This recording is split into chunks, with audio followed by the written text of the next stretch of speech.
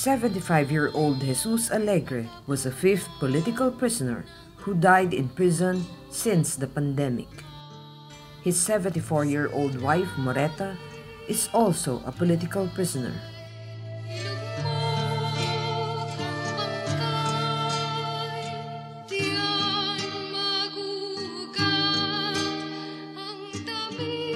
Their son, Selman, is also a political prisoner. Mother and son meet for the first time after 16 years of being incarcerated. Here at the wake of Jesus, father, husband, poor farmer, but not a criminal. The story of the Alegre family is a story of injustice. Jesus and Morita Alegre lived with their 7 sons and daughters in the poor fishing village of Barangay Tabaao, Sagay, Negros Occidental. Jesus was a fisherman who worked hard to be able to acquire a hectare of coconut land that yielded additional income for the family by selling copra and native wine to Bak. Meanwhile, Avelino Gaspar, a landlord, wanted to include the land of Jesus in his acquisition of 15 hectares of land to sell to a Japanese investor and turn into a resort. But Jesus refused to sell even for the price offered by Gaspar. The landlord, however, wouldn't take no for an answer. Jomari, the youngest who was just 8 years old then, still recalls everything that had happened. Kasi nasa kapitbahay namin, nakikinig ng drama. One afternoon in 1994, Gaspar and his men attacked the Alegre family, killing his brother Romeo. Ni Avelino Gaspar, yung kapatid ko, yun na si Romeo Alegre. Yun ang una niyang binaril. After killing Romeo, Gaspar then went to their house and fired at Jesus and Morita, but they were able to flee for their lives. The family filed charges and was able to put Gaspar behind bars. Kung nakulong siya, labas-pasok din siya sa kulungan. Nakikita siya sa sabungan. Kaya si Avelino Gaspar is may influensya sa Sagay. Hanggang sa totally nakalaya siya na wala man lang sulat galing korte sa amin. In 2001, Gaspar hired goons and once again wreaked havoc, not just on the Alegre family, but on the entire fishing village. Marami sila, kasama yun sila nagbako doon sa baybayin. Kasi wala na akong madaongan yung bangka kasi binakuran nila. Kasi gusto na nilang kunin. Nung simula ng bakod sila, lumaban ho yung taong bayan. During the commotion, one of the goons, Rogelio Tipon, was killed. Gaspar used this incident against the Alegres. Despite the fact that the main complainant, Helena Tipon, already executed an affidavit of desistance, the court still proceeded in hearing the case. Yun, tinuro ni Avelino Gaspar yung mama at papa ko na siya ang pumatay, sila ang pumatay. Tatlo sila, mama ko, papa ko, tsaka si kapatid ko, si Selman. Nag-issue yung asawa ng affidavit of desistance ni Rogelio Tipon, yung namatay. Pa rin, si Avelino Gaspar talaga yung kasi yung kaso nga daw, people of the Philippines. Pagdaman sa tingin ng tao, sila yung pinalusahan, ngunit ang totoo sila ay nasa buhay na walang hanggan. In 2005, Jesus, Morita, and Selman were convicted of murder and sentenced to reclusion perpetua. Reclusion perpetua. Di ba habang buhay yung pagkakulong? Their lawyer immediately filed an appeal to the Court of Appeals in the region.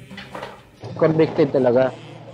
After spending 4 years in Sagay Prison, in 2009, the Alegres were transferred to the new Bilibid prison in the National Capital Region, far from the rest of their children, whose lives were turned upside down. Simula nung nangyari yung nagkaletse-letse na yung buhay ko, hindi ko malaman. Siyempre, yung financial problema, ang laki ng epekto sa buhay namin, kaya... Wala na po. Pero may asawa kayo nung time na yun? Yung time na yun, mayroon. Ngayon, wala na. Pero may anak kayo? Mayroon. Ay, ilan po? 2. Nasaan na po siya? Wala na dito. Nandun na sa ibang bansa.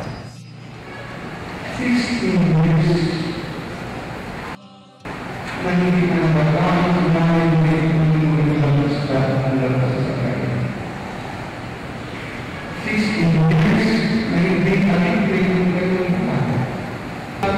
Kinabubuhay ng mga Alegre ay nawala. Sa totoo lang, nung dinaraw namin si Nanay Noel sa CIW, nagdala kami ng ulam, pinapil ng mga. Sabi niya, Father, hindi ako paano tinapil. Dinarap naman kami pag-isa. Ganun ito, Father, hindi naman yung pinakain namin doon sa asapay. Ang aming pinakain doon ay mga magandang mga isda na hindi namin. Aktibo si Jesus sa mga regular na aktibidad ng mga bilanggong politikal. Siya ay miyembro ng grupong Karsel, grupong pangkultura ng mga bilanggong politikal sa loob ng piitan. Ang Karsel ay tumatayo din bilang choir ng IFI, Iglesia Filipina Independiente Church, sa loob ng maximum security compound.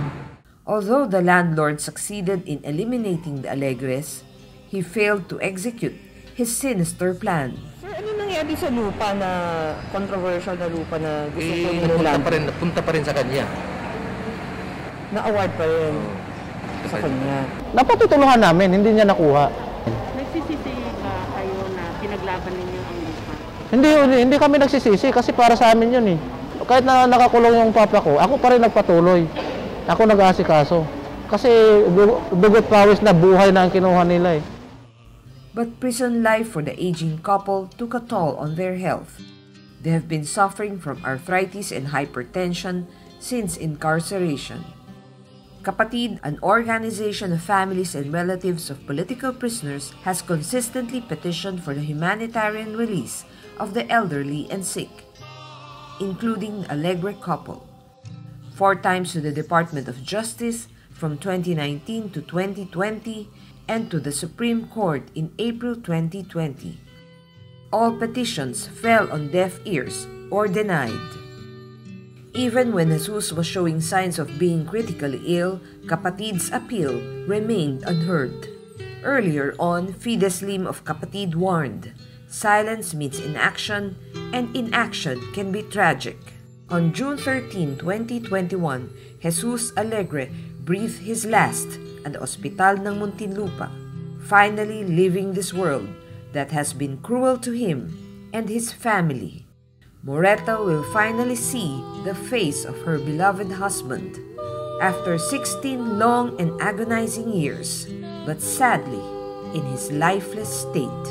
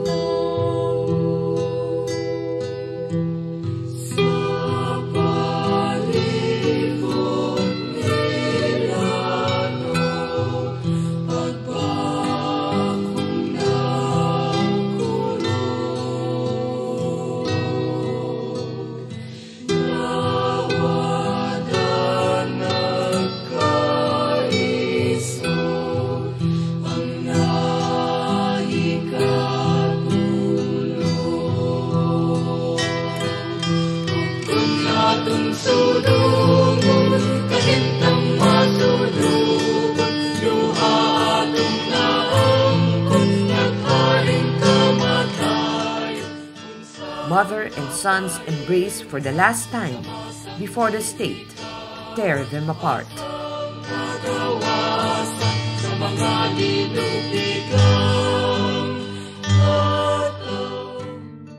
But for Selman, the fight for justice is not over. Human rights group Karapatan joined Kapatid in condemning the death of Jesus Alegre. Both are demanding for a full-blown investigation.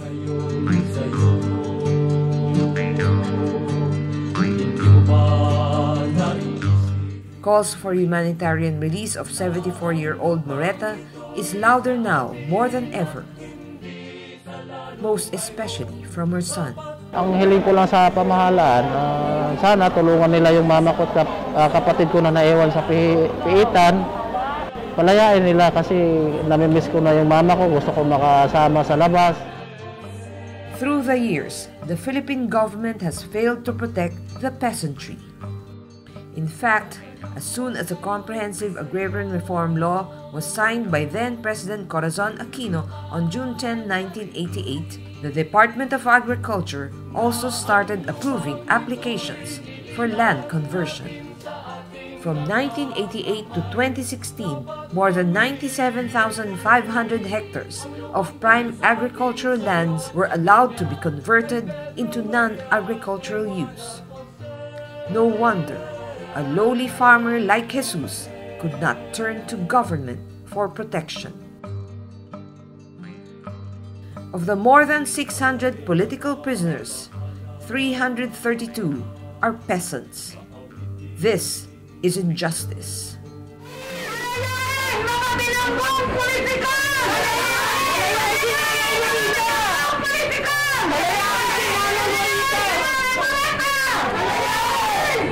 Ang lupang ko'y sa akin, sa'yo at sa kanya, kay Pedro, Maria, kay Juan at Jose. Kay Pedro, Maria, kay Juan at Jose.